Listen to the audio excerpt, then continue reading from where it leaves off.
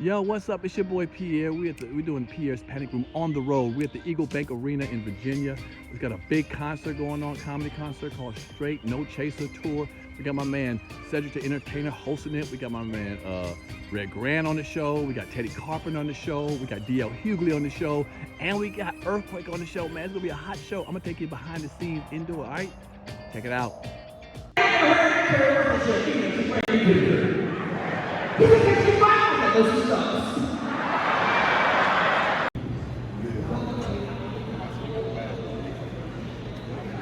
Alright, man, welcome to another episode of Pierre's Panic Room. I'm here with what they call Teddy Bear, what is his name? Teddy said, man. Again, man, you're the host of the No Chaser Tour. Tonight. Oh, just tonight? Yeah, because, it was DC, we got a lot of DC comics. Okay. We thought we'd show some love, respect, let everybody kind of rock their shit at the house, man. You know what I'm saying? Well, me and you go way back, man. Yeah, we really bro. do, man.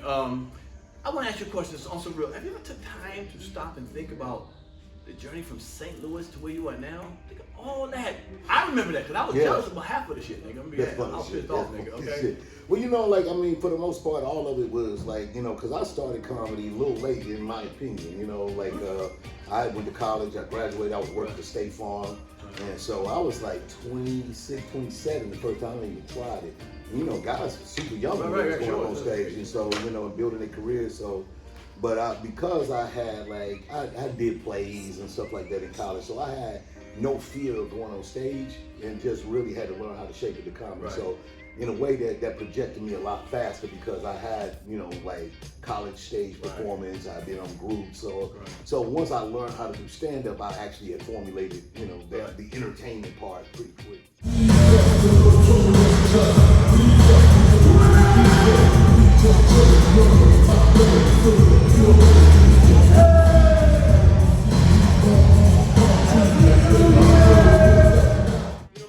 I'll be honest. So I was going through that tour, the creative tour. Oh yeah, you did it earlier. Exactly. Early. And I remember somebody told me sometimes, you ever heard of a guy named Cedric the Entertainer? I was like, what nigga calls himself the Entertainer? It's a whole thing. I didn't know who you were. I was like, fuck that nigga. Cedric, we jump. Get it out. I keep 100. Get the shit out. I'm like, who the fuck calls himself the Entertainer? Cedric the Entertainer? Yeah, that's a big name. Large task. Oh, come on. But every city I would go to down south, they're like, you ever heard of him? I'm like, bitch, I'm here. I'm not performing to be damn who was here last week. But they was showing you a lot of love, man. Yeah, that was my mama that she said it too. Oh, was that? I'm sorry, Miss Entertainer. Mama Entertainer. No, I'm fucking with you. But then when it came to Comedy View, I said, okay, I get it now. You went that first year. We talking about when you was in the first year. Yeah. Well, my thing, but the name kind of came as a respect thing because I didn't really I got popular in St. Louis, where people knew who I was, but I didn't have a lot of jokes. Comedy, you gotta have your shit. So, and we do it in time. People don't know that, but most of the times you get booked by how much time you can do. Right. And so, because I had worked and was in corporate America, I wanted to get paid at least for the 30-minute slot. So I used to sing, I used to dance, I used to add all this shit. Yeah. So when people was like, yo, this next comedian, I was like, don't call me a comedian because I only got 5 minutes worth of jokes. Man, I'm gonna sing a whole Luther song out here. All of it. Right. So I can feel it my time. Yeah, the riffs. Right. Are you gonna be? So you're gonna be? Are you gonna be? So you're gonna be?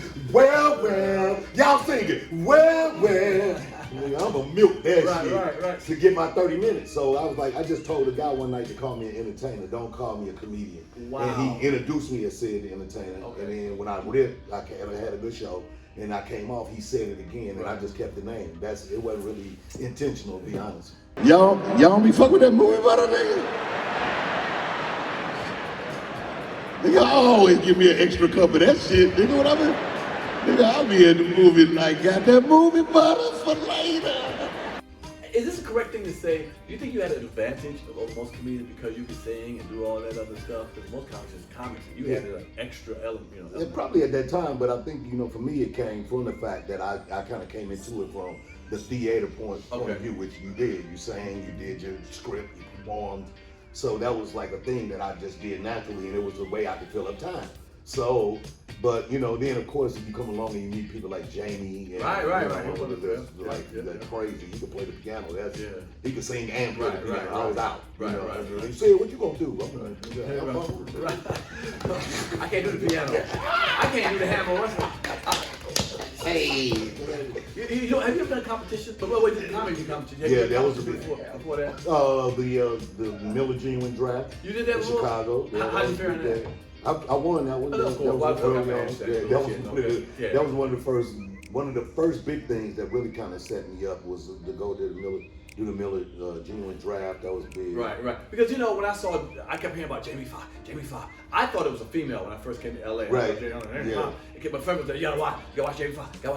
And then finally I saw him one night at the Comedy Act Theater. I was like, God, he was doing the Wanda, the singing, and all that shit. Cool. Then I came from DC where Tommy Davidson was doing the beatbox and all that. Cool. So whenever I did the competition, I said, what niggas singing the beatboxing? Because I'll come in after you, nigga. I'll come in second or third. Because that was something, that was an element that we just didn't have. And y'all just made it work. It's funny too, though. Because some people could just sing like, okay, you sing, but you added comedy to the singing, though. Yeah, you know what exactly. I'm saying? Yeah, like I respected that. Yeah. Some people just sang the whole song normally. Like, No, for sure. Like, definitely. Yeah. But I mean, you know, I think that's too. Like you said, we go way back, and you was always a very irreverent comic. Like you said, you know, you will say things that was like most people wouldn't say. Right, but sure. I think that's a very East Coast. Right. You know, because y'all had to really fight for stage time. Y'all had like when you in St. Louis, if you popping at all, you the number one guy. Like that was kind of the thing for me. Like just being early on, I was like a higher echelon comedian with 5 minutes worth of comedy. You know, like they like want to hire me. I'm like, bro,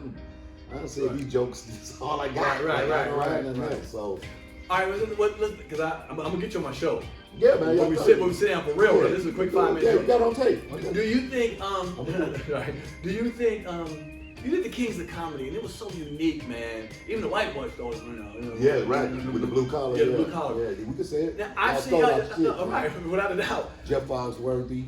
I've seen you do the brown and round. I've seen you do the get down the brown. Yeah, black and brown. Yeah. This one here. Do you think there'll ever be another Kings of Comedy?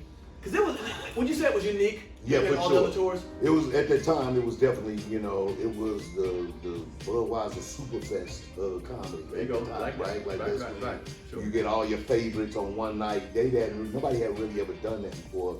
Of course, like Def Jam started to pop off, and the Def Jam tour, because they was creating a lot of comics that people didn't know, that also became, you know, kind of iconic nights to go to do comedy. But I'm losing that. Girl, I'm gonna put these strawberries in your belly button, and I'm gonna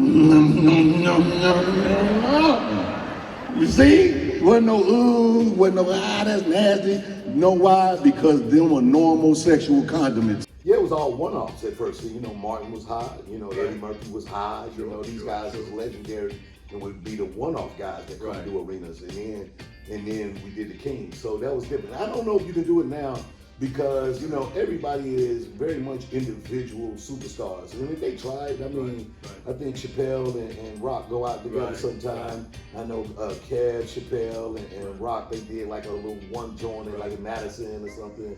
And they talked about going together, but it doesn't feel the same because they all are like these individual lights. There you go. Yeah. I think what it was, now there's superstars going out. Yeah. Back then it was hungry comics that were on that level, on the edge. Yeah. You know, like the next level. Like you, just about to hit the cusp of superstars. Yeah.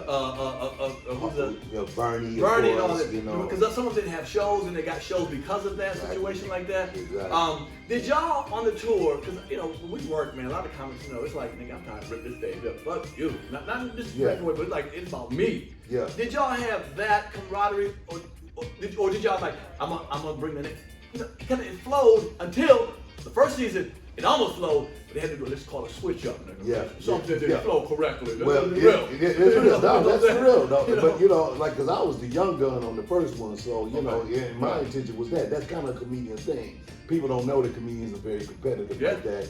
And it is, like, when you start, your idea is to go and rip it down and make it hard to follow you. And I used to go first. Right. So that was my intention. Like, I used to be right. out there like, you know, I'll be trying to rip it down. And you did. And that was my goal. And then Bernie he had like headlined a big tour before the King. So he was like, he called it the hammock. He wanted to sit in the hammock. He wanted to go, you know, in the middle and ride easy and go out and work. And it was like, you know, work his new jokes and take his time, not have to be like, yo, I'm the big deal, because he just toured like a big show where it was just him. So I got that, and then Harv on the first one wanted to go last because he was like the Steve Harvey show. He got all the shit, so he wanted to go last. Me ended up being a little rough. Right. No, let's be real. Let's be real. But one thing I respect about him, he wanted that money, and so he knew how to twist it around. Yeah, so I hope, you know what I'm saying? Like, you know what? It's because some people are just hanging anyway. Well, but you know, like he ended up doing this, like what I'm doing tonight. Like you end up flipping it, and you go to the front spot where you like, all right, cool, I'm a host. And yeah, it don't feel like the superstar spot, but it actually is if you kind of like work it right. You end up being the master of ceremony, right? Which is in any other circumstance, if you're on a game show or a talk show, which is what Steve do now, right? For the Family Feud, you can't argue with this nigga being the best in the world. Sure. He's a host. He's the host. That's the right move for him. And you pick that move out, and you end up learning to be like your greatest self, right? So something about that was really cool. So. But the tour, I don't know. We even talked about trying to do it again. Like the guys, like who we add. Like it felt really kind of disingenuous without Bernie for some reason. We just never could figure out like, well, do we add who we put on there? Right. It worked. It worked. Because y'all added DL second after the next the first one felt more like a southern tour, like because y'all talk about similar feel, being black, coming from hairnet and ham-hocks or whatever the hell we all do. It felt that, and then DL has a different thing. It wound up working, but that first tour, it was kind of like the version of the white boys doing the country western, whatever. Blue collar. Blue collar. I'm sorry. Shit's out my mind. But cool, man. I'm gonna get you on my show. I don't take your time, man. You're killing this as a host today, man. You're always funny, brother. And I have mad respect for you. I know we don't see each other all the time. I love you, brother, man. I appreciate what you do, man. You do. I appreciate that. So be like on me when you see me online acting a fool sometimes. Like, that's my boy. Sometimes I'll be like, I ain't gonna say nothing. Right. I might hit you on the low. Yeah. What's going on? No way, because the rest of them hit me up sometimes. They call me. What happened there? Come on, brother. I'm trying to get to y'all level and shit. You know what I'm saying? You gotta shoot your shot, though, man. That's what I do. You do. I shoot that shot. Right. You're funny too. I shoot that works. So it works. All right, man. Thanks a lot, man. I'm gonna hit you up again, bro. Thanks again, thank you for taking the time out. Yo, hey, another episode of Pierre's Panic Room. I just got back here with the Straight No Chaser tour, man. Check it out, man. Support it when you see it on the road. My man's either headliner or MC. If he's MCing, he's doing somebody a favor. If he's headliner, he's doing somebody a favor. That's what it is, man. All right, y'all. Got y'all number love, man. Thanks, Ed, for having me. There it is.